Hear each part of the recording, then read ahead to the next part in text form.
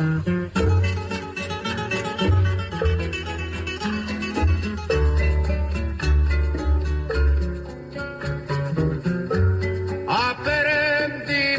a quererte desde la histórica altura donde el sol de tu bravura le puso cerco a la muerte. Aquí se queda la clara, la entrañable transparencia de tu querida presencia, comandante Che Guevara.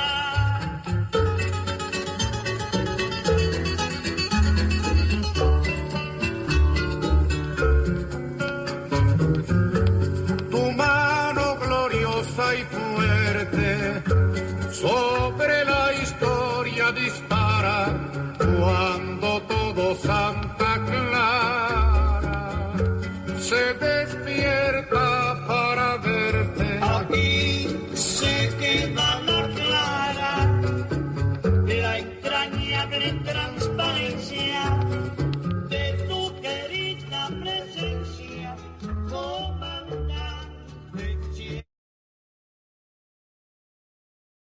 Yeah, I come from me in the stand. I'm in the field and you just sit in the stands.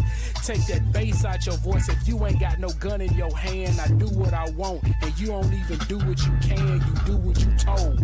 I got no love for my foes. They can mimic my delivery and copy my prose. But what they can't comprehend is how I stick to this code. It's either in you or not. It's not the kicks and the clothes. They ain't cut from the same cloth. Can't come from the same loom. Fit in similar shapes or even sit in the same room. Confusing authenticity with part of the costume. I'm teaching gifted children. You can't come in this classroom.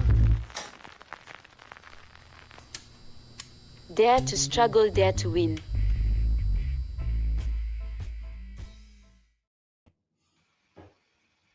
Welcome back. For a long time, we know we've been lost. I think we always trying to find our way back here. We couldn't get here, so it's so good to be back here. How y'all feeling, Yusef? Cherie, what's up? Good. I feel good. I feel real good. Happy to be back. Look at you. Man, I'm fit for a nerd. Yeah, man. The nerd. You're one of my favorite nerds, to be honest with you. So, as a compliment. Yeah, man. Yeah. Hey, y'all, welcome back to Dare to Struggle, Dare to Win. Black Radical podcast. And we are here on Black Liberation Media, where you have all of those other dope shows that you should probably check out whenever you get time, when you get time, so you can get those radical analysis and engage with some dope people. But here, we know that most people on the platform is probably somewhat politicized. So if you can copy the link and share it with anybody you know that should probably have some more radical thoughts, please do that, and we can get into this conversation, man. But before we do, man, like, it's been a while, man. I don't, kind of miss y'all and shit. What's happening, man? What y'all got going on? I said kind of miss y'all too, because y'all niggas be I know, right? Kinda. Wow, that was kind of like, my bad. I mean, he was talking to you, so it wasn't me. He saw me yesterday, so I know he was talking to me. Too cute, man. Oh man, it's been in the whirlwind. I don't know. We've been back since I went to New Orleans for the Rochelle McGee. One time, yeah. Yeah, all right. Yeah, so that and just it's nonprofit shit kicking my ass. Man, I already tell you, Cherie, what you been working on? I know we was with the seniors last night. We did a movie. What is it? Renters Revolt. It's a 19-minute documentary. But other than the documentary and the things that we did last night, like what you been working on in your personal life or just in general? How you been? Just a lot, just going through the motions. Shout out to my cousin Scarlett in the chat. I see. But yeah, just going through the motions. I was unemployed for like a whole month. I just accepted a job offer today. So yeah, I'm happy now. It looks like I may have some rent for next month now. So it's always eviction. That was not going to be a sexy look. So so yeah, I'm happy about that. But other than that, just trying to, get grounded. It's end of the year, trying to make those goals and whatnot, I guess, for things I want to do creatively next year, things I want to do organizing wise next year. So just trying to get clear on the flows of life and whatnot. Yeah. I'm happy that you have a way to feed yourself and shelter yourself and clothe yourself. So however that do come in the form of a job or whatever else we talking about, it's pretty dope.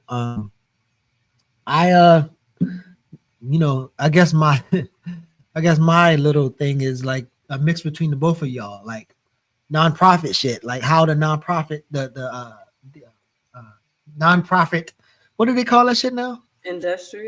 Yeah, there we go. The nonprofit industrial complex, how that is impacting the work that I'm engaged in, but also how that's impacting my mental health and my social emotional well-being.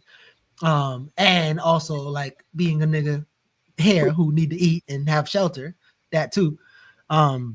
So I guess I've been kind of grappling with that. And then I think I told maybe both of y'all, I don't know. I was just talking to Yusef. I don't remember what all we covered. We always like when me and Yusef talk and be like a whole bunch of stuff. And then, it'd be like a month, and then it's like, anyway, go ahead. Right. Now I was gonna say, man, I said women get on the phone. Well, I think we worse than them. Yeah, I be having a kiki. Yeah, no, it don't be no kiki though. No. But my grandmother texts me, be like, yo, I'm 80. So on my little tag, I got matey and son churn, right?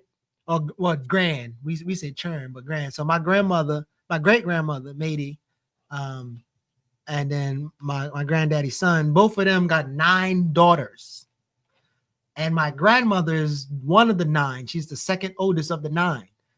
And she texts me, was like, I'm 83 now. And I'm like, oh. And I'm like, so I ain't gonna tell you what I'm gonna do to surprise her because she might be watching. Somebody might be watching. Somebody might tell her I'm watching. So anyway, but that just made me, again, reflect on that moment that we was in there with them elders the other night, like yesterday.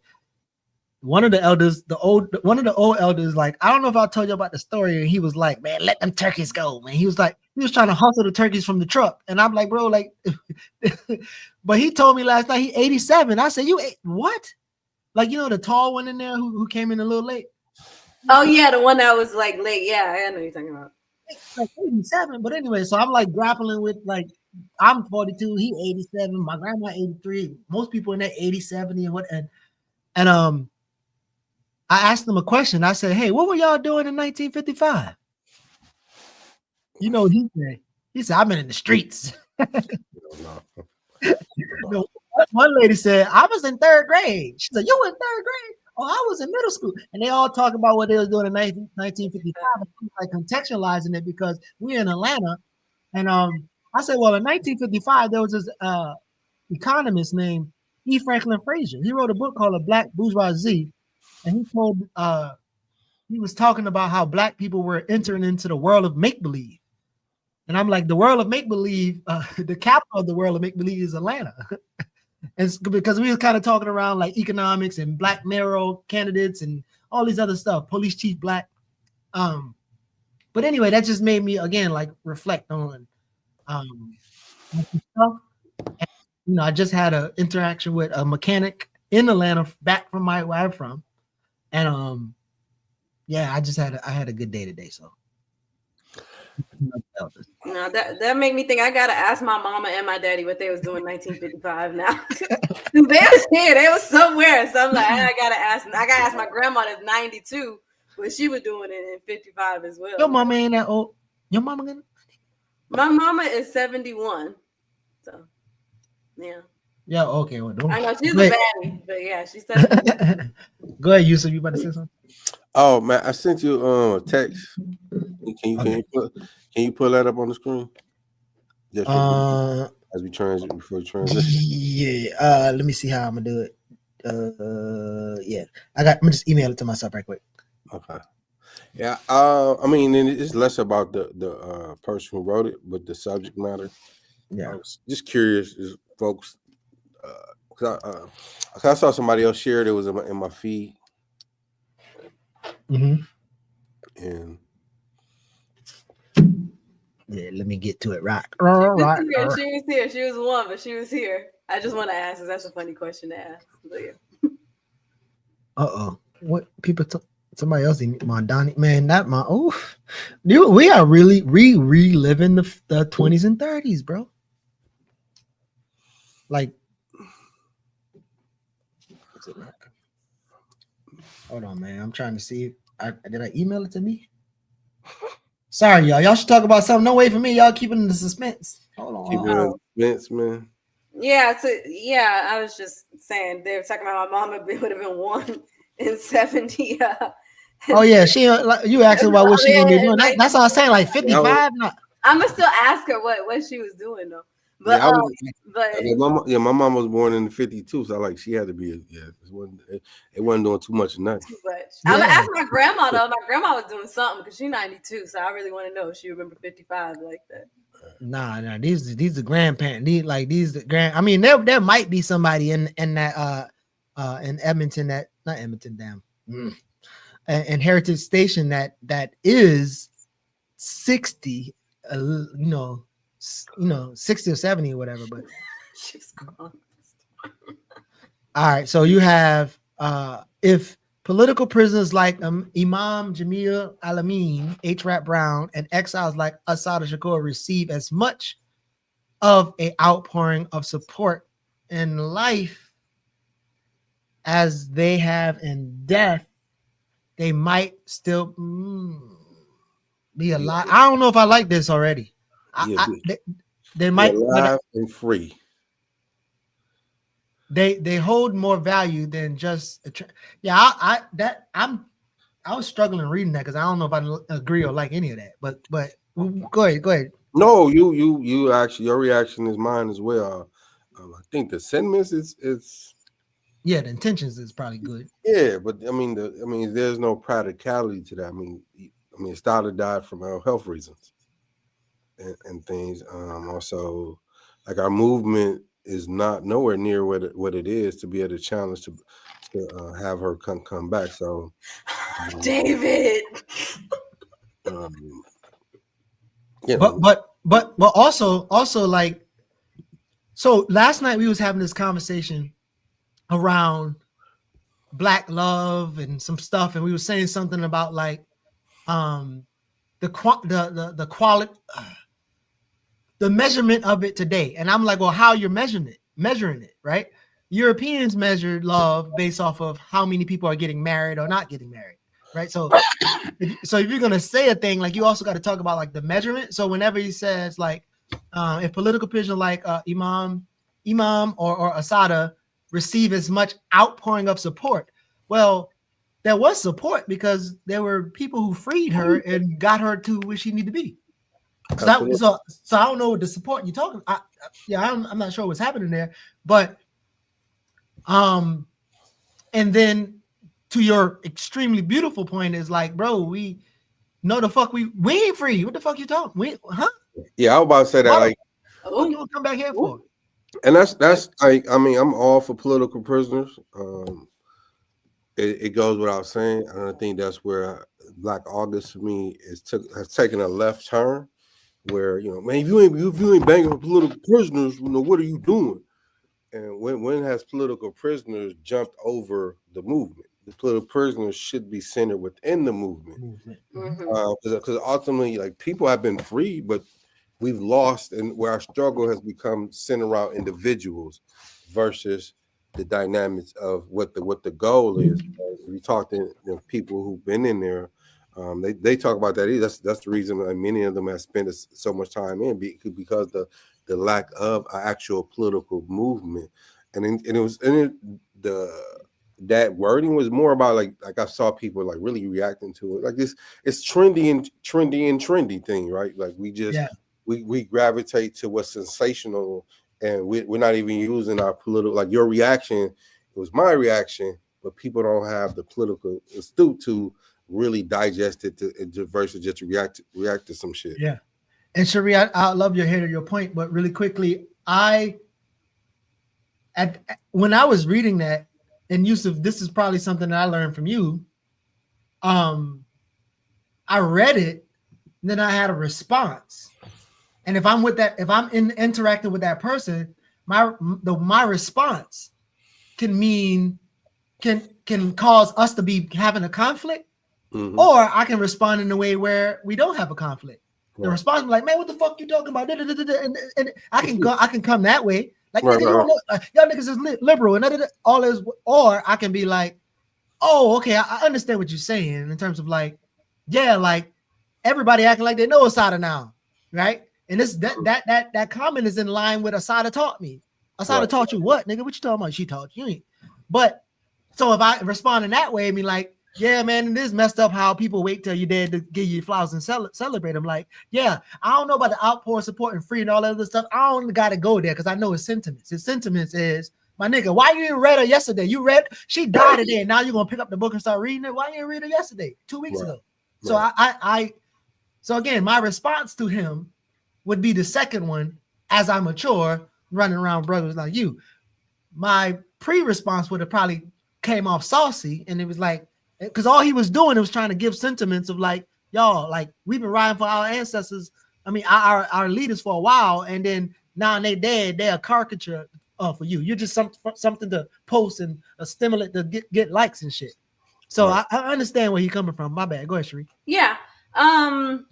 Yeah, I just was thinking to myself, yeah, I mean, I get what he probably thought or was trying to do with that, but I guess for me, like you said, you were talking about the actual movement. The overall thing is, yeah, we care and we honor the knowledge, the wisdom, all of that stuff of political prisoners. We celebrate them, well, not celebrate them, but commemorate them in Black August and all those things to bring awareness. But it's not just for the political prisoner like themselves. It's like to call out the contradictions of the overall system, because at the end of the day, it's just the prison system is the issue overall, you know. I mean, and so it's just kind of like the prison system, capitalism, that's, you know, keeps that going. Those are the things. So I'm just kind of like, you know, even if it was like they were on Earth, we championed for them. We were able, Asada was able to come back to, you know, America, which I don't even know she would want. You know, H. Rat Brown able to not be incarcerated. You know, yeah, they would still, those people, even if those things happen, would still be championed. Like, okay, how do we end the prison system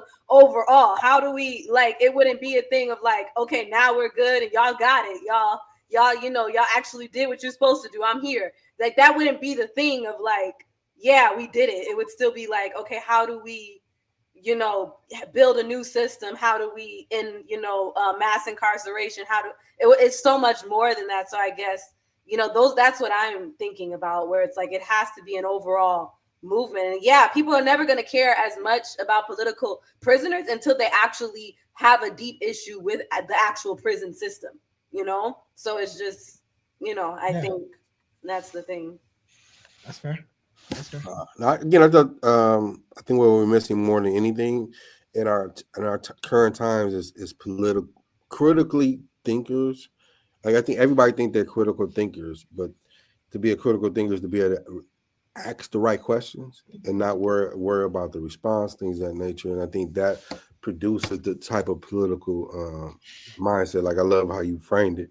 It's not about the individual; it's about the political thought, right? And this is where the personal become political and the political become personal, in the sense of where we focus on the individual and we miss the larger thing. And I think that's even in that quote there. It focuses on the individuals, and it makes sense because they're heavy, very heavy individuals. Like the reality, brother H. Rap, you know, his health was deteriorating, right?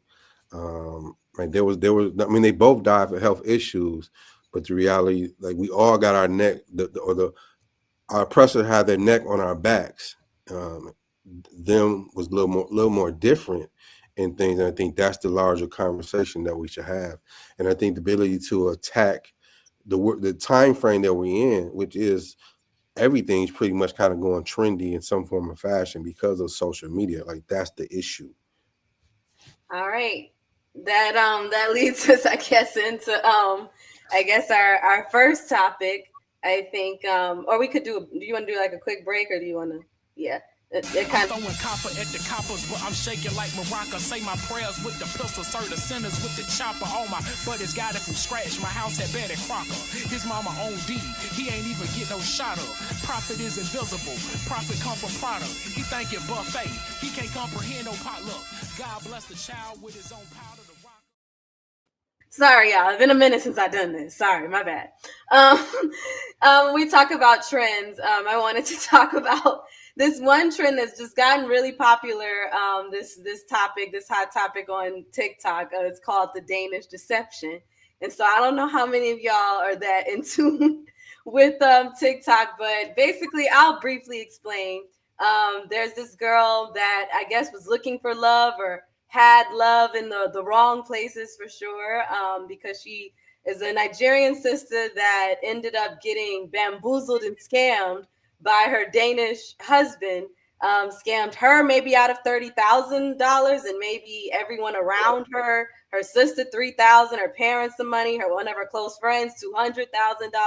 But got basically scammed and bamboozled by everyone around her, and as in Denmark, by this Danish man. And she called the series where she explained how this happened, the Danish deception.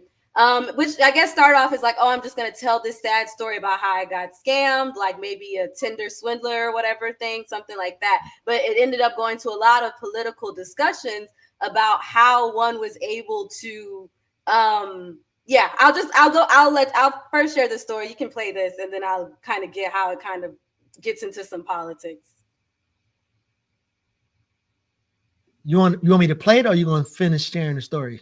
I mean, yeah, you can. I mean, I'll share. I'll finish sharing then, and then we can play the next one because this just kind of gives a summary. So don't play this one. Yeah, don't play this one then. I'll just finish it. Sorry. Okay. Because this one. Yeah. So basically, this sister, she met a white, blue-eyed, blonde-haired Danish man on vacation, and they instantly fell in love or whatever. Like, I think they met and then he flew her out or whatever. And it kind of seemed like she was going to get into this whole soft life, this hard-wig, soft life situation. But it went left when he started asking her for money and kind of making up stories that she did not fact check. And I guess what it's brought up is like people's idea of whiteness. And I think proximity to whiteness is what a lot of people are identifying in this sister, because it's like the way she tells it is, I just was blind in love, as a lot of us have been, and made some blind decisions. But a lot of us are seeing that it's a lot of internalized anti-blackness and proximity to whiteness with this man that kind of caused her discernment to be off. From the way she described, like being like, oh, he was a Calvin Klein model. It just seemed like she had an idea of who this man was and what he could provide because of his proximity to whiteness, that if it was a black man saying the same thing, she would not have taken it as face value, and neither would the family have taken it as face value, because he was saying stuff like he had been in the Olympics. She never fact checked that. He was saying he was somewhat of a prince or a part of the royal family in Denmark. Never fact checked that. Said he owned properties in Denmark. Never fact checked any of these things. But believe pretty much any lie that he was saying when it came to like, oh, these accounts, and I'm trying to get my Denmark account into America. She lived in Dallas, and just basically she believed everything he said. And even after he scammed her, she just looked at it as like, oh, he has a gambling addiction. I need to help. And yeah, so that's pretty much the discussion that is bringing about. You can probably play like the second one, which I guess kind of gives kind of more of the political insight of just like anti-blackness and white exceptionalism that I think she was aiming for. All right, so I'm gonna play the 1.5 speed because that's 4 minutes. Do we want to play the whole thing, or you? No, you don't have to play the whole thing, but yeah, 1.5 speed is good. All right. Racing, which doesn't make any sense to me because a lot of black men and black women scam all the time. I'm going to open up a hospital for mentally ill Africans. I'm going to hospitalize you, We are not making it about race, but you did. You fell for whiteness as a fantasy object. And that is why you weren't just scammed by a white man, but you were scammed by an entire history that has told black women that white men are princes. In Black Skin, White Masks, Fanon talks about how colonial society produces fantasies where black subjects are pulled toward whiteness as the horizon of beauty, humanity, and recognition.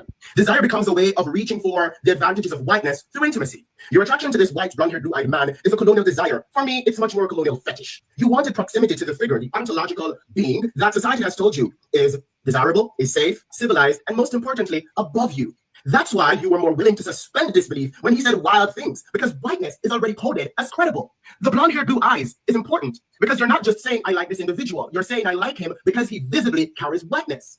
In her paper, Whiteness as Property, Cheryl Harris argues that whiteness functions like a form of property, right? It's a legally and socially protected asset that carries presumptions of credibility, respectability, and superiority. And so in this situation, the man's blonde hair, blue eyes functioned as property signs. They were signals that he possessed the value and the trustworthiness that is associated with whiteness even before he opened his mouth. And so your attraction to this blonde hair, blue eyed man was shaped by a structure, a society where whiteness is kind of a guarantee, so to speak. It's a guarantee that made his lies feel plausible. And it helps you to show how the scam works, not only because he was deceptive, but because whiteness circulates itself as a credential that shields white men from suspicion and makes black women more likely to read them as safe, elevated, and prince-like. And I say it's a fetish because here you are over-invested in a visible trait, white skin, brown hair, blue eyes, as if it guarantees an entire package of moral and social qualities. It's kind of a short circuit in judgment. He looks like who you've been told princes look like. And so for you, him saying he's a prince is plausible, because if a black man had come to you and told you he was a prince, you would not be believing that.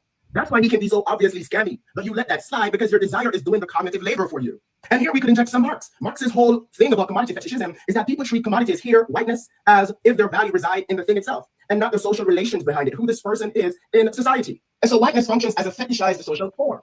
The white man appears to you, Ms. Onyeka, as naturally more valuable, right? His body is read as containing the values that you associate with whiteness. And so you ended up treating his whiteness as a guarantee of the properties that are associated. Huh? I was saying you could stop. You didn't have to keep letting it play. Okay. But yeah, I don't know. I'm just curious. I mean, I know I sat and watched the whole 36 part just because I'm messy like that and wanted to hear, her break this down. But yeah, just curious, some of your thoughts. I know it's some TikTok stuff, but it does relate to like a lot of, internal things that many blacks in America and, across the globe, wrestle with at times. So I thought it was interesting. See, this is why we can't take Leah no way. I'm just saying, saying she's talking about his edge up, had an edge up, and that John is. Yusef, you want to go first? I have some ideas and I can share after yours, but you want to? I would defer to you, good brother. So forgive me if I don't really go there, but I'm gonna use some of the things that they say to go somewhere else. So, because after that nigga finished talking, I'm like, all right, nigga, how do we go get power though? Right? Because I've been talking.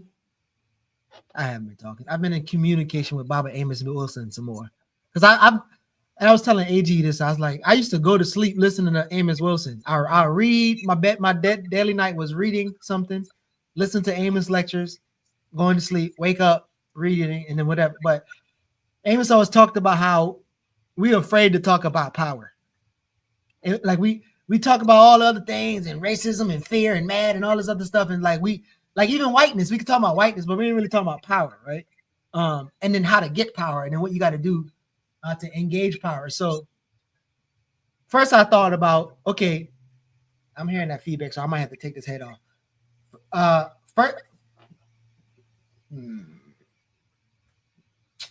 First I thought about, I'll fix it out there. First I thought about if this woman was brought up into this environment to believe a particular thing, and then based off of that, she has launched her values and desires in something that she was taught to, right? Speaking English and all these other things. And he takes advantage and all these things happen. And ultimately, like, she's a victim, right? Right? And then even if that victim starts saying some political wild shit, like, she's still a victim, even though she's saying some political wild shit, right? And so these people are trying to respond. And a lot of these people are on the left. And they're in organizations, maybe. Online left, I don't know.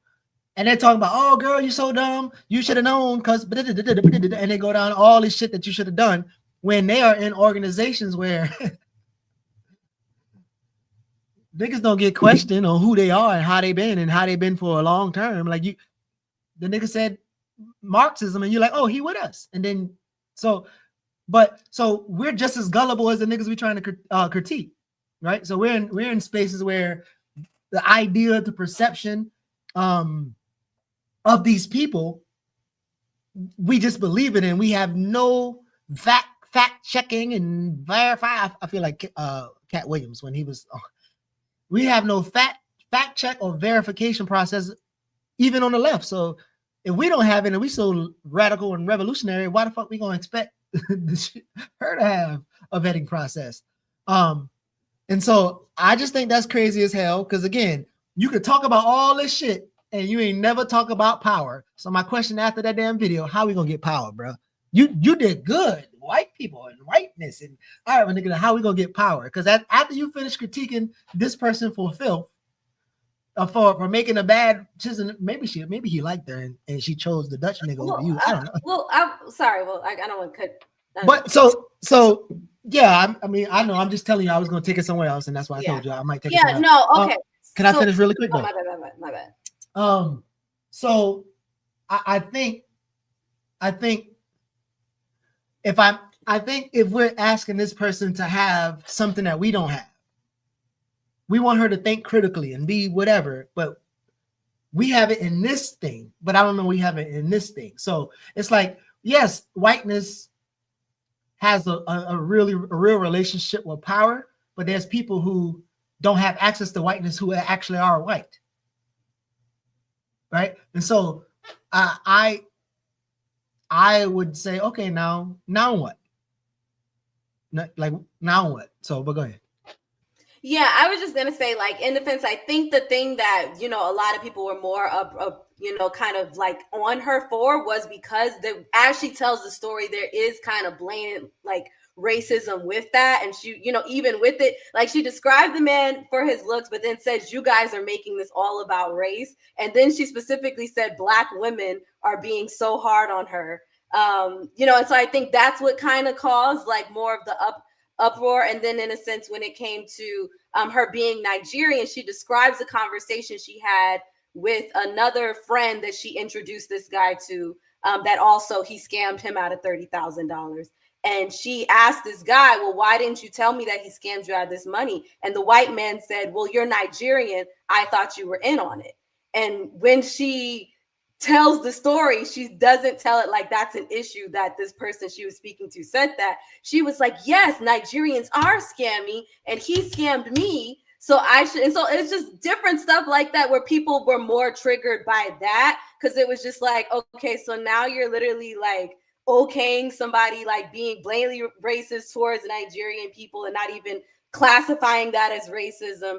And then you're telling us that we're making it about race as Black women, but you only singled out Black women in your critique. So I think there's just those sorts of things that I didn't say earlier. So I did want to add those 2 cents. But back to what you said, I think that what you said is important because it's not just whiteness. Sometimes it's money. Sometimes it's proximity, whether it be the way a person looks, speaks, talks, acts, all these things that even on the left, we can easily get bamboozled by in a sense and not do further research. We can look at, oh, this person did this person built this school, this person built this program, but we're checking it off as like, oh, they have, you know, access, it's really access to money, but we're looking at that as like, oh, maybe that's signs that like they're a valuable organizer, or they may be well spoken, you know, in front of people and may speak clearly on their thoughts. And we view that as like intelligent because they can speak this English language so sharply. And we put, so it still is a proximity to whiteness that even us on the left,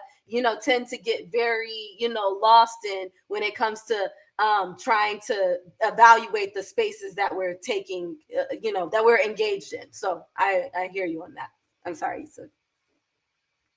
Oh no, you good. I think Geechee was kind of going down the street that I would like to go down, which is you're absolutely about power, right? I think that's the name of the game.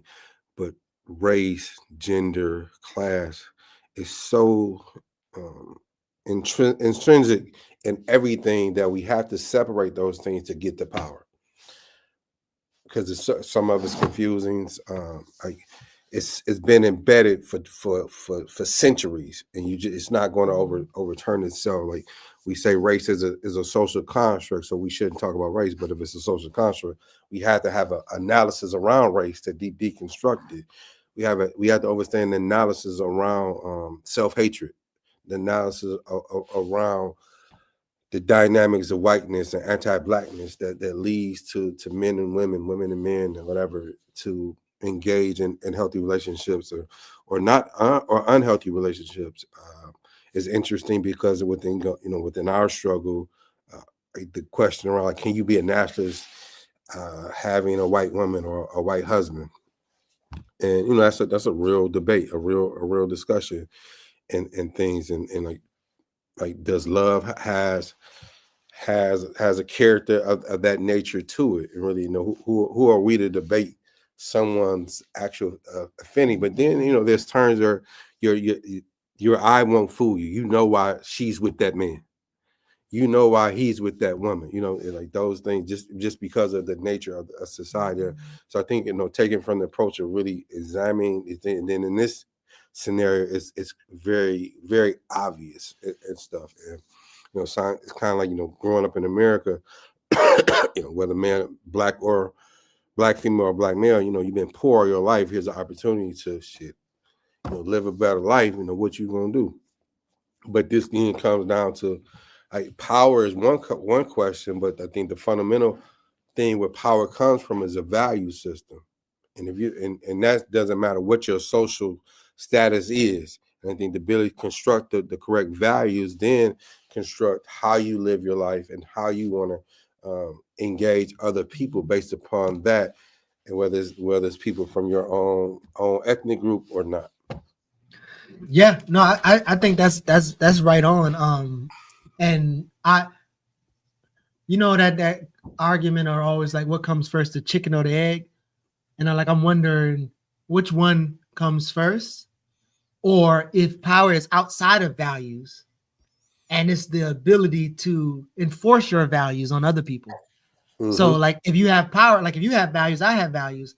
If I'm able to popularize my values, or I even make you believe in my values, I mean, I have power, and it's more of an ontological thing, meaning you don't have to like philosophize or whatever around something that's concrete. Concrete is them motherfuckers speaking English, and English come from them and not them.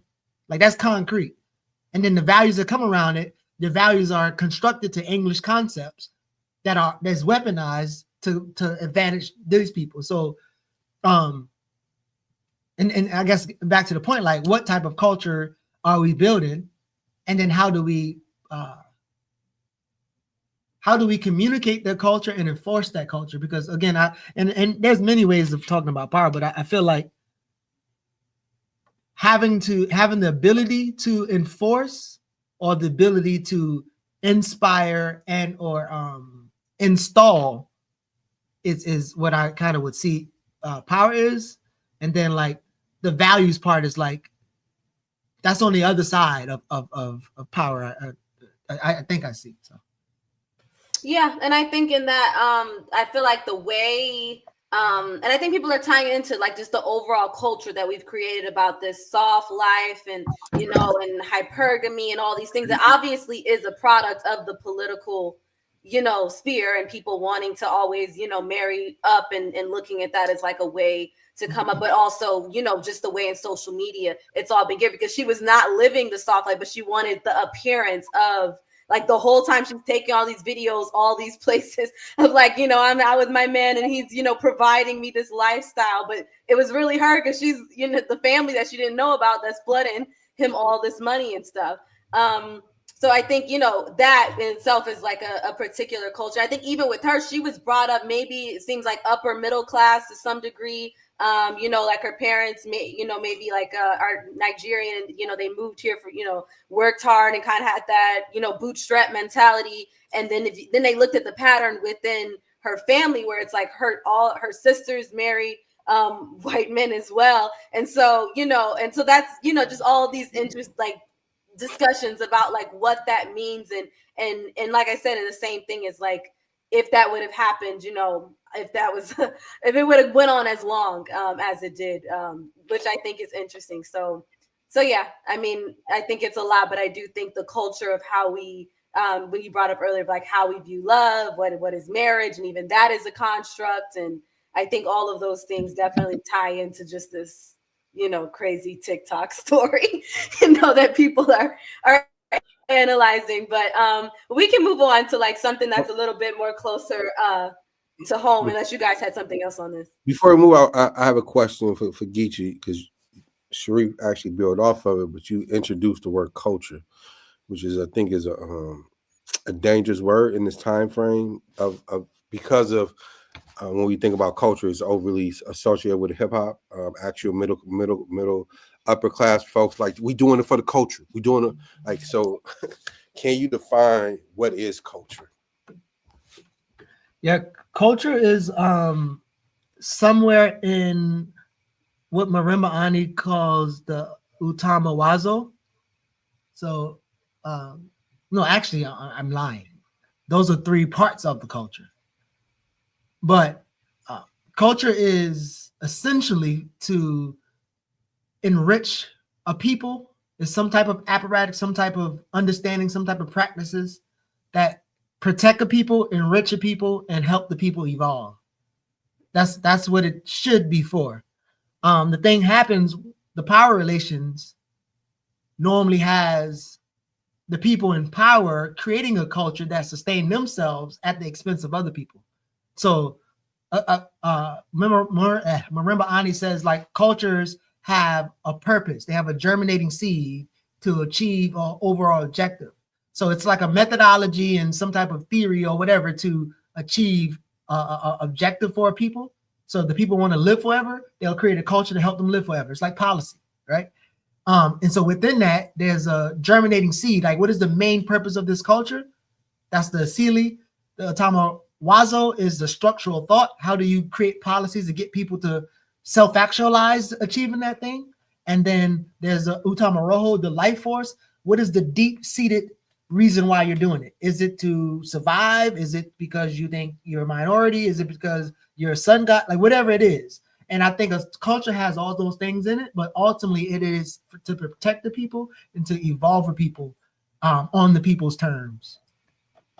Yeah, I think that's a whole discussion right there. I've been having that discussion a lot with people, because I think people, I don't know, because people will say, because I'll ask these questions about culture, they'll be like, you say you're a cultural worker, why are you being so questioning about culture?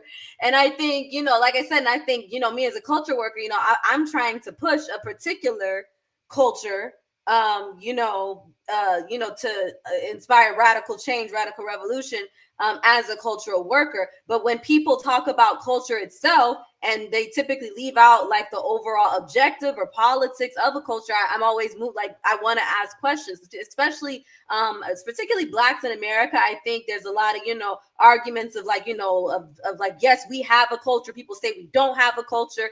And I get it. But I guess for me on the outside looking in, sometimes these arguments that, I get how that's defensive. And obviously somebody saying you don't have a culture, maybe they're trying to possibly offend you. I don't know. So I get that. But I'm always trying to ask the questions of like, why does it seem like people get so emotionally bent out about, Black Americans having a culture? Not that it shouldn't be taken to offense, but the level of offense where like, because obviously that's where a lot of this FBA ADOS stuff came from, is, this whole thing of like, people say we don't have a culture, we do have a culture. So I'm always curious of like, just this passion for this culture that I sometimes see, has mixed politics, mixed objective.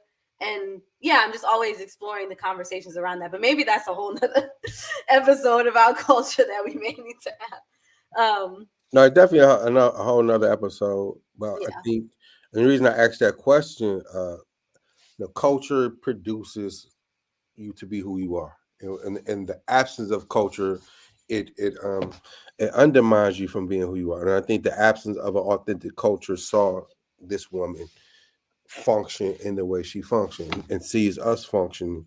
I think there's for New African people, there's some level of a culture, but we still have not named it and defined it. Like, even as we use the word Black, but Black doesn't express the totality of who we are.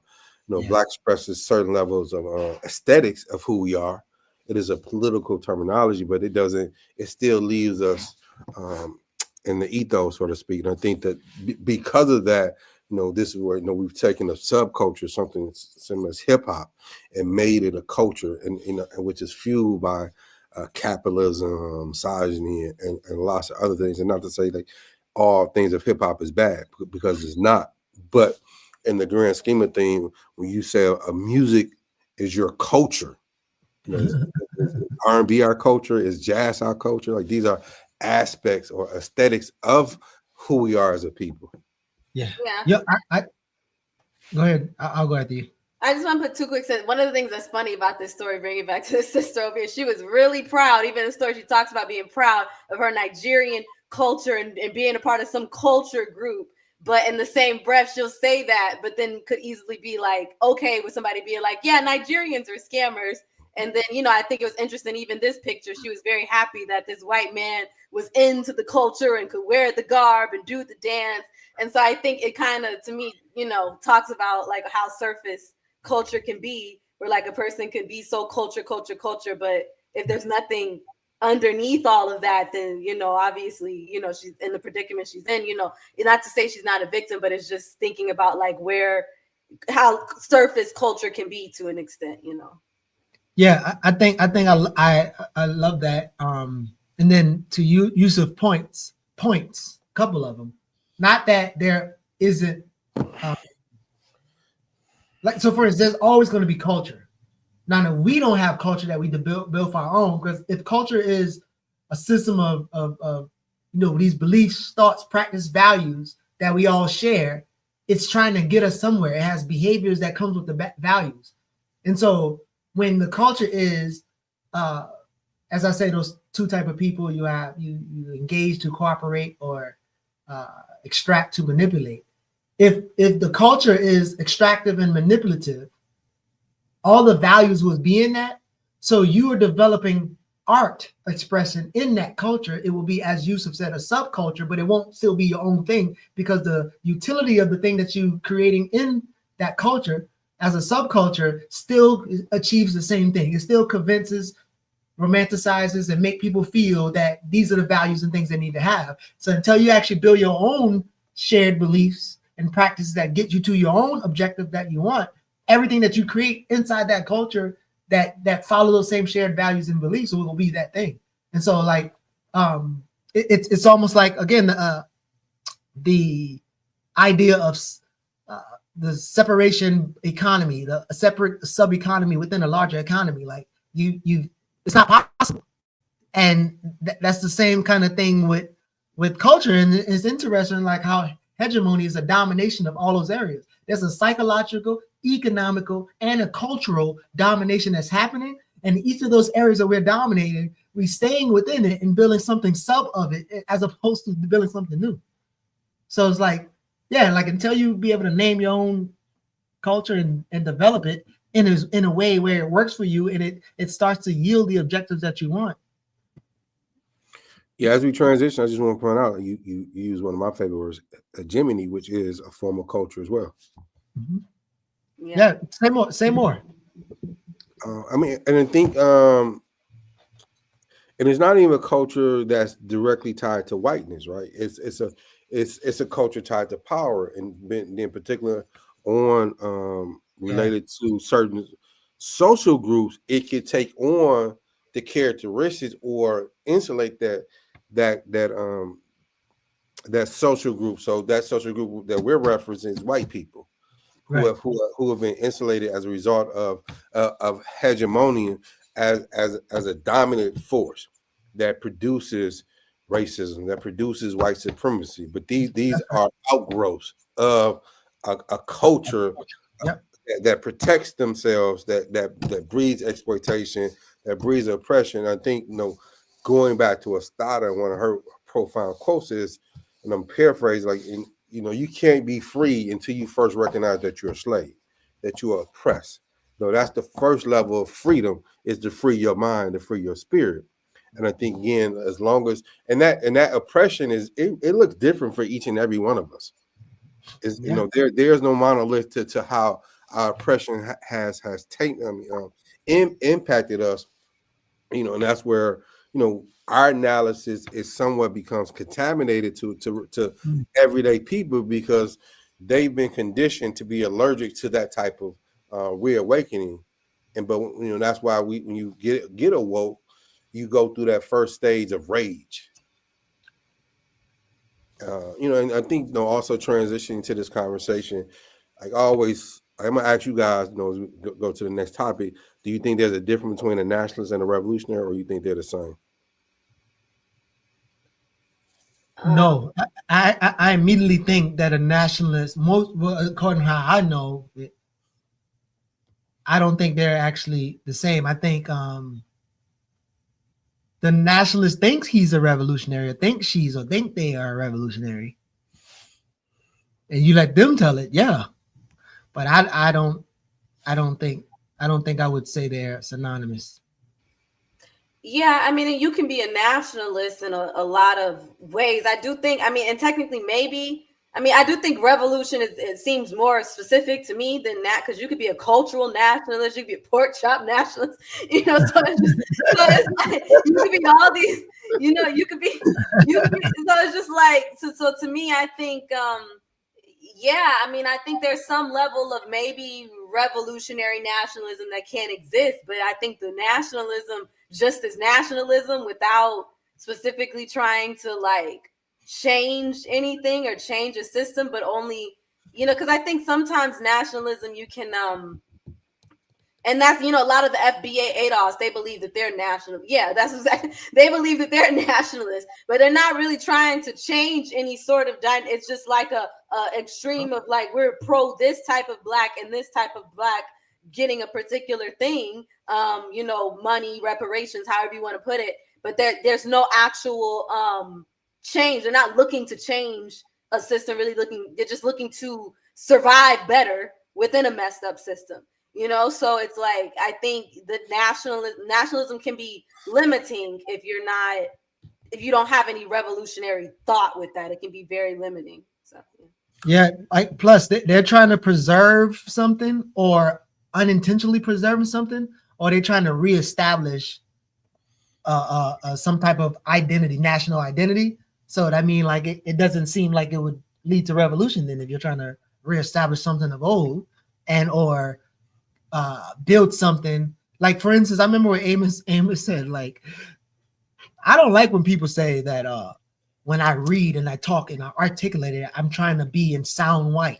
If you want to act white, you should do what Farrakhan and Elijah Muhammad did. Them motherfuckers try to build a whole nation and model it after the other nation. So that nationalist trying to build a black version of what was white, that wouldn't be revolutionary at all, actually. But go ahead, you. So let's look at the basic definition of revolutionary nationalist. And a revolutionary is one who's fighting to make a total and complete change. And then where a nationalist is someone who's fighting for their particular group of people and who's trying to bring in for a nation. I don't think FBA or ADOS are not nationalists in the totality. They have aspects of nationalism, to your point, of national identity, but they're not at the root of a nationalist. Is someone's fighting for their nation, trying to free their nation. ADOS is not trying to free no nation. ADOS is not trying to construct a building. They're trying to assimilate into a nation. It won't end, nigga. I won't end. Yeah, but they're, and this is again going back to the earlier conversation, we had to dissect stuff, and this is where values come into play, and the difference between a revolutionary and a nationalist. Again, a revolutionary wants to wants to eliminate oppression across the world globally, where a nationalist may not necessarily. I ain't trying to free the world. I'm just trying to free myself, and it's okay if that. But ultimately, this where it leads on. Unfortunately, for a lot of nationalists to end up taking on the characteristics of their enemy, because they have not fully developed to the greatest degree. I mean, this is a conversation that Malcolm is entertaining when he goes abroad. After he leaves the nation, he's meeting African leaders, and he's meeting Arab leaders, and from different dissects of color and et cetera. Like when I'm like, so if you're a national, where does that leave me, Malcolm?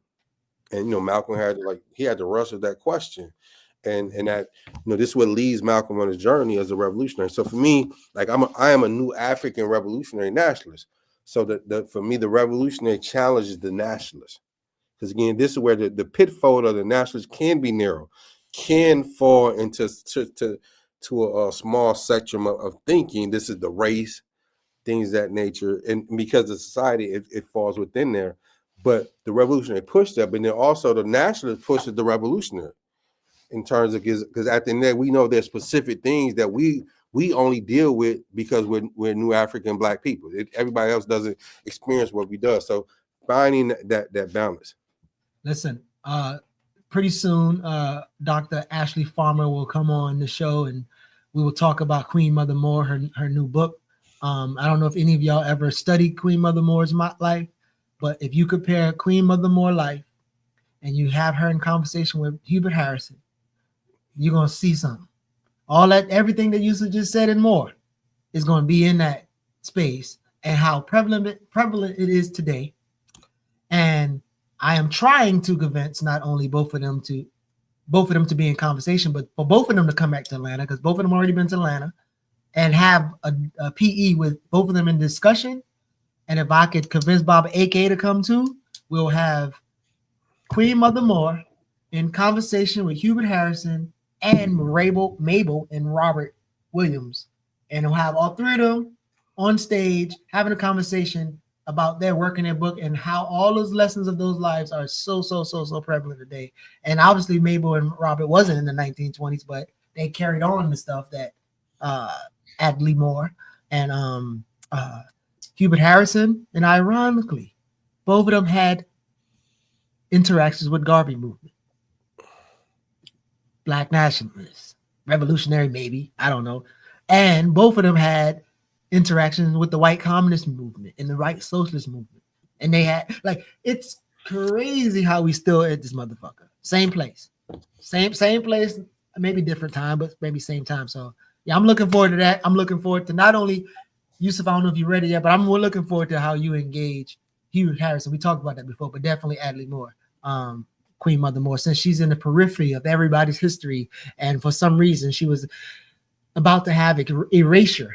And I said this to a group the other day, like, it's interesting that both of those people went through erasure. Ashley Farmer's uncovering it. Brian Corbett has uncovered it. And how prevalent their life is to our life right now.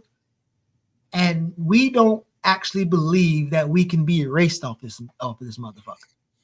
Like we always have possibilities of, like, it's possible that we might be a winner in Black capitalists.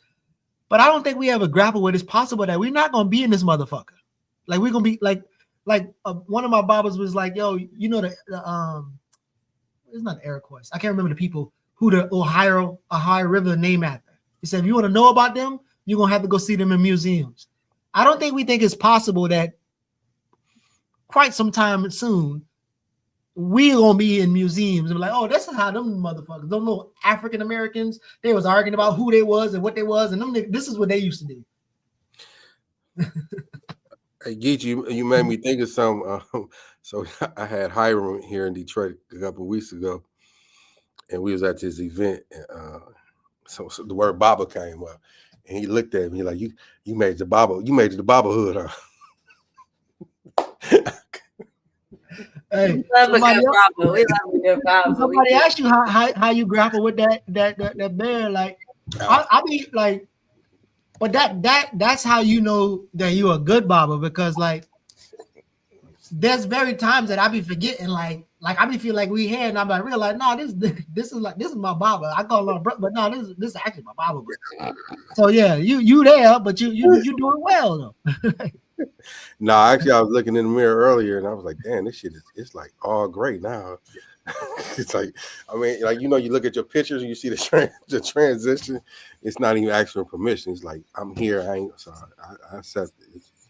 Yeah. But no, I think I wanted to ask a question though, was you brought up Queen Mother Moore, and I'm curious, just give me a little taste of what is alluded to the erasure of her.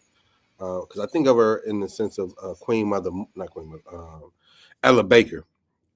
Very prominent, impactful folks, but they never really themselves have pushed themselves to be the limelight. But if you examine and know our history, they've been instrumental in many movements, many individuals. Yeah. So again, Ashley wrote the book. Ashley did all that research. Okay. I've been writing this book. I mean, I've been reading this book like this lady can write, boy. She read like a storyteller, a researcher, and so she's gonna do better than I do, but I'm just gonna tell you from my vantage point. And I'm gonna start here. John Henry Clark, we loved, right? All of us love John Henry Clark. Oh, I think you're gonna go where I think you're gonna go. Yeah, we love that dude. We loved him so much that he said that Queen Addie Moore was a grifter, a faker, and he compared her to Louis Farrakhan. When he did that, we didn't even do our, as Cherie said earlier, investigation and finding out that, like, who the fuck was she and what. You know why we didn't do it? Because it wasn't as recorded. It was destroyed. And most of Addie Moore's life is excavated in the periphery of studying somebody else, right? You could be like, Benjamin, what's the communist lawyer who won city council in New York? Benjamin Davis? Yeah, Benjamin Davis Jr. You'll study his life and you'll be like, picture taken. Benjamin Davis Jr. is at the deli. And at the deli is a little light-skinned lady in the corner holding up a sign. That's Addie Moore, right? And if you look at a lot of the people's lives, that's what's happening. Like, she's in the periphery. And not only is that Addie Moore, that was his fucking campaign manager.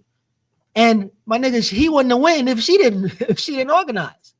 And so, like, but when she was in those spaces, she was tussling with the motherfuckers. So just as Hubert Harrison, the goal was to not include her or dismiss her in a way, especially if you disagree with her, or especially if she hold that light to your ass. And now she ain't nobody special, right? And so I think on top of all those things, let's not forget she's a fucking woman, right? So that's the more energy of why black, white. And it's interesting because, again, she was a communist and she was in black nationalism. So black women and men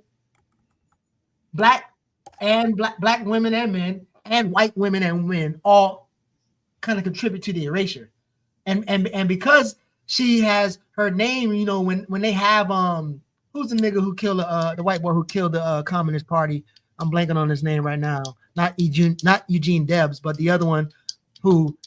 In fact, he changed the Communist Party to go after Stalin, CPA, when they came to the CPA, Edward Browder. She ain't really like that dude.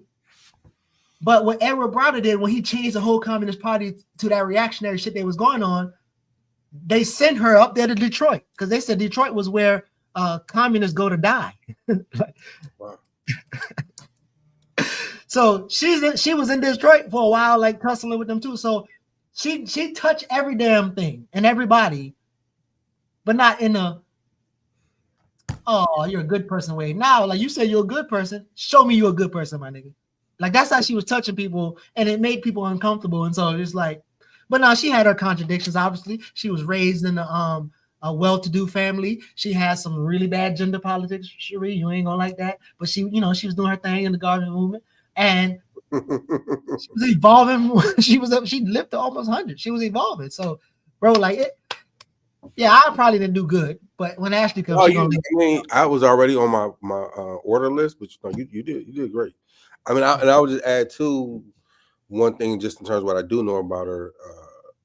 Max Stanford, Muhammad Atman, who was a member of RAM. A lot of times when he would go to New York, he would stay at her house, and I believe in one of his books. No, you read a couple. The Black Panther Party before Huey and Bobby's version of Black Panther Party was hatched there in her house in New York with Ram and Snick up under the leadership of Stokely Carmichael and Max Stanford and the boys. Yeah, but again, that's crazy, right? Because that's how people that's how we know about it, because she was in the pictures. But that's what happened. Like you read Max, and Max said, "Oh, I went to Boo and Mary Moore and Adley," And then you read Malcolm, and Malcolm said, "Oh, I went to Ellie," and they were like, "Who the fuck is that? Who is that person that keep coming up?" Oh, that was her, right? So that's okay. I got you. Yeah. I look forward to having her on and learning, more about her. And I mean, I have a certain grace for people that came up during a particular period of time when it comes to the born in 1952, 1951. Yeah, I have a certain amount of grace, when it comes to you gotta have grace for all of them. gender stuff,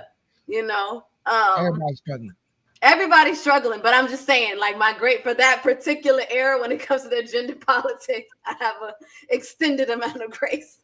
But yeah, I didn't know if y'all wanted to get into one of these other ones. I don't know if we have time for the other two, but yeah, we got one more. So we we got about 10, 15 minutes. Do you want to do the Morehouse thing or the consumerism thing? Or don't ask me because I don't want, it's whatever. I'm good on either. I mean, we can talk about the Morehouse thing because we got, we can talk about consumerism any other show. But yeah, the Morehouse thing happened recently, so I do want to talk about it a little bit because I hadn't seen it talked about on the platform. You can share the first link under the Morehouse Clark thing if it should be describing what happened. Yeah, I'm trying to pull up right now. But yeah, basically there was an incident outside of housing that isn't like student housing, but most of the students of the AUC stay there, and it happened a couple of weeks ago. And one of them got a lock on it. Oh, the first link got a lock on it. Okay, let me check and see if I might have to kind of go into. And the second link is the video with it blurred out. Is that the one you want? Yeah, I mean, I guess you can see the second one maybe that we can try and see if it kind of, and I'll fill in the blanks and see how much of the story it tells. So you want me to do the first one is what you're saying? I mean, the second one. The second one, yeah. All right. Let me get to this thing. Yeah. So you could just give the context of the campuses, what's happening, and yeah. So there's a housing that happened. That there was an incident that happened outside of the housing that a lot of the students stay at. Apparently, both of the sister, I think, might be a Spelman or Clark person, but the girl that was attacked she goes to Clark. She's about 22, and what happened was they were on this shuttle going there. A couple was on the bus.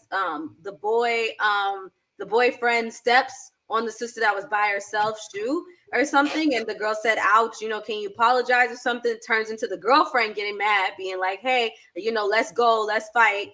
They end up fighting in front of kind of like where the housing is, and the guys around break it up, but the boyfriend goes the extra mile and starts strangling this 22-year-old girl that's probably like 90 pounds. And like even the other brothers, they had to kind of yank him off of her and like in order for her to breathe, because you see her kind of like jumping for air in the video because she was literally about to be choked to death or whatever. And goes on the video where he's just like, "Call 12, I don't care, I'll kill you," and does all the threats, and that went viral because she then came home and was like, "This happened to me today," and it resulted in like a few days later him getting arrested. Morehouse put out a statement, Clark put out a statement. But yeah, this has brought up a lot of different conversations as well about gender dynamics and the extension of protection and self-accountability and whatnot as women and stuff. And then did the other brothers do the right thing? Should they have really punched him down as opposed to just pulling him off of her? So there's just a lot of different topics about it, but here's the physical thing. So we're about to play some gender violence and some probably violent language and gestures. So if you don't and can't have that in your psyche right now, please step away from the video or put us on mute. And we'll play this real quick and get there. I said, let her go. I'm not the one. I'm not the fucking one. This is Kayla Bryant, a current student at Clark Atlanta University. Kayla says when she was on the campus shuttle, which transferred students from campus to their apartments, she encountered this couple. She was getting off the shuttle and the boyfriend stepped on her foot, so she asked him if he could apologize. The girlfriend then asked her, "Do we have a problem?" Which Kayla says, "Yes, your boyfriend just stepped on my foot. Can he apologize?" They get into a physical altercation, and then the boyfriend starts choking Kayla out and threatening to kill her. Attempting to take someone's life because they asked you to apologize because you stepped on their foot is absolutely fucking crazy. Now, since this video has gone viral, people have been finding their social media accounts and they've since deleted their accounts, but they didn't delete them quick enough. This is Jordan, the girlfriend in the video, who you can hear justifying her boyfriend choking another woman out by saying she started it. According to her LinkedIn, she's a senior at Clark Atlanta University and an aspiring CRN. You bitches are never beating the allegations. The boyfriend goes by Mr. Stay Motivated on social media. If only he were motivated to not be violent towards women, that'd be great. Yeah. That's just kind of like a brief. I mean, the other one kind of went into more detail, but it's not playing. But yeah, this has just brought up like I said, a few things about, you have somebody that's being like, well, if she's a sister and she's by herself, why be so, vocal about your foot getting stepped on? Like as if the girl should not have said anything. A lot of people, I kind of classify that a little bit as victim blaming. Other than another group of people are also saying, well, y'all always say protect Black women, and the guy was protecting his girl. But people are still like, you didn't need to choke the girl out. You could have broken up the fight. And then there's some women that are being harder on the men that were around. But like when that happened, the guy should have, physically punished him for doing that instead of just grabbing it and de-escalating. I think the guys did good de-escalating the situation. But and then it's just also brought up conversations about Morehouse men, and like there's like this thing where they're like Clark and Spelman sisters have a list of like all the Morehouse men who are like rapey and abusey and all these things, which I think I mean, yeah, I don't know, I kind of feel weird about that because like I said, I don't want it to be like, okay, well, all Morehouse men are now being demonized in a sense, and I kind of see that happening as well. Yeah, so I don't know, you guys can give your thoughts. No, I think this is like a deeper conversation. I mean, actually like a 2.20 of our previous, I remember, episode around gender dynamics, things of that nature. Get into that toxic masculinity thing. Yeah, I mean, like my first reaction was like, why does she need for apology in that sense? But then again, like thinking to myself, like, shit, that's her. That's what she wants. She wants an apology, right? But also not having the nuance and the context, like really being there. But whatever the case is, it didn't need to produce a physical altercation to that magnitude. Obviously, like the young brother had some shit going on his head. Like he needed to get off his chest and decided to be physical with someone that it appeared that it didn't need. But again, I think it's that's just the service level is much deeper and to dynamics to that conversation. Yeah, I think I wish all these conversations. So you kind of started out like, oh, people back then I give grace, right? And then when you talk about these gender conversations today, I wish that we consider giving everybody grace in the space of having it. Because even if they don't have fucked up gender politics, just asking questions, niggas be scared to ask questions. Like, because there's two women involved, right? And two women are technically doing what they want to do, right? So the other woman thought it was important for her to say, fuck that. I step on you. I'm not going to apologize. And they start beefing. And then the man come in his mind to save the women. Ain't nobody going to hurt. Like, as Yusef said, there's so many things that probably we need to be having a conversation around there. Because like there's in no way should you be trying to choke out or whatever. Like we could talk about that. If you try to pull somebody up, a girlfriend, pull them off air and move them aside or break them up or whatever. And even in common sense security, it's kind of like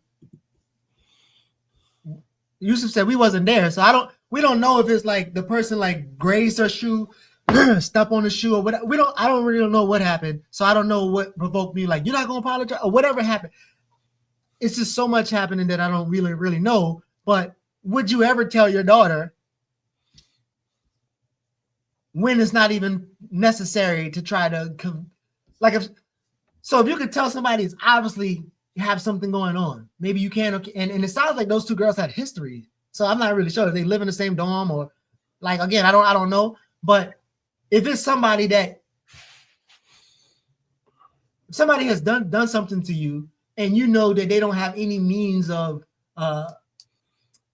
changing or whatever, or they don't give a damn, you can confront them, yes, but trying to ask them for something that they won't give you, my thing is just be prepared to escalate for it to escalate. And what it looks like, she was prepared for the escalate because it looked like she was winning, right? And then that's why the dude pulled him off. So I just think there's a lot of things, and I wish that when we ask these, when we have these conversations, if we really want to talk about it or try to figure it out, we give grace for people to ask the questions that they really don't know. Or they're really trying to, because that question and answer might help them even broaden their perspective to even have the politics that you actually want them to have. I'm mad if you don't have the politics already. So like, yeah, that's kind of how I see the situation. There's a lot going on there, and I'm still can't wrap my head around it. And I feel like if I text some of the young comrades from the 3 schools, it's like, yo, what the hell happened? I know they all gonna text me some different things. So, but go ahead. But I think what's common in this, for any place for Black folks in this country, the level of internalized oppression and how that plays out. Like when you've had disrespect all your life, you've internalized that, and it's easy to give out. So going back to values, right? Like I talk about my documentary, there's a period where you stepped on the guy's shoe, like that's like immediate fighting and things of that nature. Mm-hmm. But stepping on the guy's shoe, a person, like, is that really that level of escalation? I mean, especially if they wasn't like motherfucker, like just put their whole foot and like grinding on your shit, and you're like, man, what the fuck wrong with you? Like, but the ability to, if I walk away from this, does this make me feel less than a man, less than a woman? Does this, or let's use the real language, does this make me feel like a hoe? Does this motherfucker just hoe me out here in these streets? And these are things, these are another component, and then particularly you unfortunately, name it, young, the immaturity of things, along with the politicalness to this situation. I think where we need, again, the absence of a movement, which goes back to culture, helps create the type of culture, helps create the type of community, how to be in community. And even then, not to say like we won't fight each other, things of that nature, that still happen, but I think there's a level of de-escalation that happens because of the value system that exists, where again, I may still have hostility towards you, but it's not to hostility. I'm seeing you as a bitch, a hoe, a dirty motherfucker. Because again, like, even like I'm out of Geechee, you my brother, but then if I said it, and I could switch with me, like, fuck you, nigga. Mm-hmm. Like, one breath I said you my brother, then the next breath I'm saying fuck you, nigga. And when I say fuck you, nigga, like, it's coming from deep down, and that's that. And I had to realize, like, damn, like shit, that's that sleeping cell, that's that sleeping self-hatred that be waiting, like, the Boondock series when that probably talking about the nigga thing, like that motherfucker, he wants to come out. Yeah, nah, that's real. Go ahead, Cherie. That's cool. Yeah, because y'all have been going. I didn't want to. Yeah, my bad. We apologize. you asked us. You went. You asked. You set us off, and you didn't want us to go. But yeah. I guess for me, yeah. I guess I can see kind of, maybe in a sense. I think myself, maybe I probably would just brush off, something like that. But then I think when it comes to this girl, based on hearing her speak, I don't know. I mean, and I'm not a doctor or anything, but it seems like, there may be a level of maybe some neurodivergency as well. And then even when she kind of reacts, it's more like, it hurt. She's more like, ouch, like that hurt. Like, more of like a, like a reaction, more to not like, oh, you disrespected me, but like, ouch, that hurts, like say sorry sort of a thing. And then,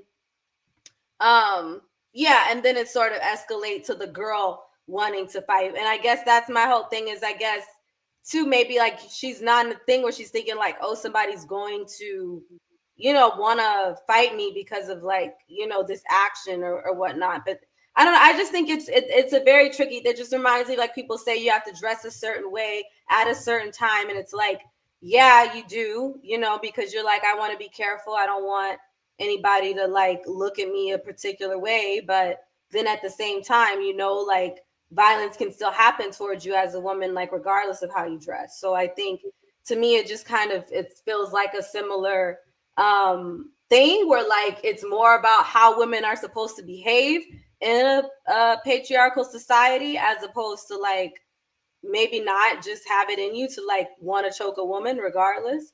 But yeah, and then I think the woman enforcing that as well is unfair, because it's like, you know, if it was just you two, then I mean that shows me that it was a girl on girl thing. It wasn't like the girl tried to fight the guy for, you know, stepping on her shoe, or even the guy originally was like, hey, it just seems like this girl, you know, was the one that on the other end, the girlfriend was the one that invoked that. And based on the stuff, it doesn't seem like they knew each other, but it seems like her and her boyfriend, and that's what a lot of women look at this. Like, if you can choke that girl, then you're probably beating that girl's ass too. And that's why she thinks it's okay, you know? So 1 second, because I think that's kind of where I was like losing it, right? Because you said if you could do this, probably this, and then probably this, and so because the first question that came to mind when you said that, because again, I don't know none of them people, and I'm trying to figure it out. But when you say that, like, oh, maybe you could just not choke women, I hear that. That should be definitely true. But in the larger stream of the conversation of who this person is, oh, he's patriarchal or whatever, are we saying that you know for a fact that if a dude was interacting with his woman like that, he would have fight the women or not? Because, for instance, like I lost many people, but my sister lost her son to a dude who thought that her son was in relationship with his girlfriend, right? And he was there and boom, shot him, right? So in his mind, he's defending his girlfriend, or he's possessed. Now that's some weird shit, but he's doing it because his fucking mind, and he will do that to a woman or whatever. So I guess I'm trying to figure out, like, I understand, like, we could talk all those things, but can we, is it like we're assuming something like, oh, well, if he done this, then he's probably doing this? And, yeah, and just the defense. I'm just wondering if it's safe to say that, as opposed to like still labor the point of everything he did and everything was wrong what he did. And when do we get into, well, this doing this and he probably doing this? Because I guess in that situation, because it's a fight between however the fight start, and in his mind, or whatever what people are saying is he's going to avenge his girlfriend. Did he avenge his girlfriend because it's a woman, or he avenged his girlfriend? Would he avenge his girlfriend if the man was there? Because then there where you could be like if the man was doing that, he wouldn't have done that. He wouldn't have tried to choke out a man. He wouldn't have done like. So that, I guess that's what I'm like. Yeah, I mean, a lot of people are saying that too. Like, you know, as far as like his reaction to the men around him, like he didn't, like those men still and there was 1 second where the guy kind of got a little rough with them, and it was like, all right, man, but he didn't go for the I'm gonna choke you out too. So it just is kind right. Yeah, but that's different context though. Like which I'm not saying that whatever, but it's like again, I do think this would be a larger conversation, whatever. But if you're saying like the women, these people are trying to break up a fight, in his mind, this person is attacking his girlfriend in his mind. So in his mind, those two people aren't the same. So again, like if we're judging things off a scientific thing, when it wouldn't be scientific to be like, well, this means that. Because he see those two people as different things. He don't see this person as a threat. That's why he don't feel like he need to attack him. Because wasn't he saying something like, "Oh, they're not gonna let me do this and whatever." So I guess that's what I'm trying to like understand. Like when we can make a point and we could talk about the patriarchy, we could talk about the things, but I feel like when we get to the like, if this is happening, I mean this is happening. I don't know if we have the juxtapose to say. I think it's the level. It's the level of anger. It's the level of from this to there. Is you go from breaking up a fight to I gotta kill this girl. Like I just feel like that's the level. And it's just like if you go that extreme that quick, it automatically is like, well, what is it like in private then with you and this two girl? And then there's also the other context about the girl having a roommate. Another girl having a roommate. There was just supposed to be the girl and the roommate. He was pretty much shacking up there, like, you know, staying there. And the girl had to report several times to the building. Like the boyfriend is here all the time. So to me, it does seem like there's a control happening where it's like the girl is unable to even be like, hey, you know, like you don't like you don't live here, and now I'm getting complaints. And I could see, everybody, you have your man, whatever, like that's your space. But even after complaints, and it gets to the point where the girl has to then exit or leave this place because she can't tell her boyfriend, you can't be here every night, or like, so it just seems like who is controlling. It just seems like very much like, yeah, it's a control thing. And even the fact that like she was so ready, it wasn't even about the girlfriend, but the fact that she was ready to fight over that situation in the first place. And then even after the girl almost died, it's like she, like she deserves it. She starts it. It just, like I said, to me, I mean, and I don't know, but I mean, it's just a guess of like, yeah, it's like, it just seems like if you can be that violent, and that's what people see, that it's because violence, it traces. The same people are like, the way Diddy was violent to both men and women. Like, it's just like, yeah, he treated men a particular way. So you look at, well, yeah, if he did that, then yeah, it makes sense. He probably would try to freaking kill Cassie because he was over here doing that. So I don't think that that's a big jump to me or a big leap, Yeah. Okay. Yusef, you got anything left? Or any rapping? I think this has been one of the most engaging episodes. I think we went around the globe on tonight. Yeah. Oh, good stuff. She almost put you in a headlock there, boy. She huh? I say Cherie almost put you in a headlock. She maybe. I didn't put it in a headlock. I said almost. I didn't say you did. You was getting there. I was like, now you saying black women are violent? Like what? See, you better slow down. Slow down. That little dragon woke up. Yeah, slow down. Hey man, listen, we appreciate y'all for Cherie, thank you. That was good. That was good. Yes, she did. Yeah.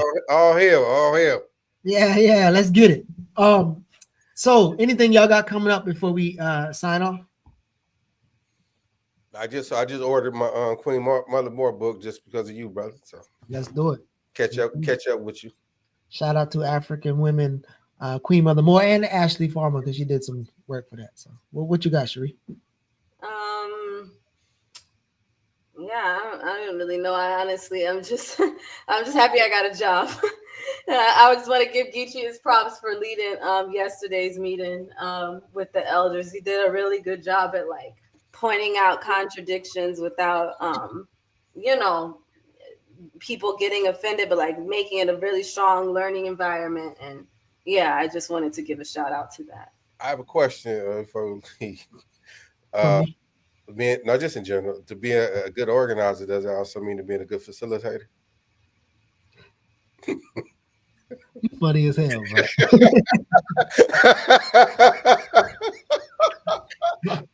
Answer that shit. You funny as hell, bro. That's my nigga right there. That's my guy.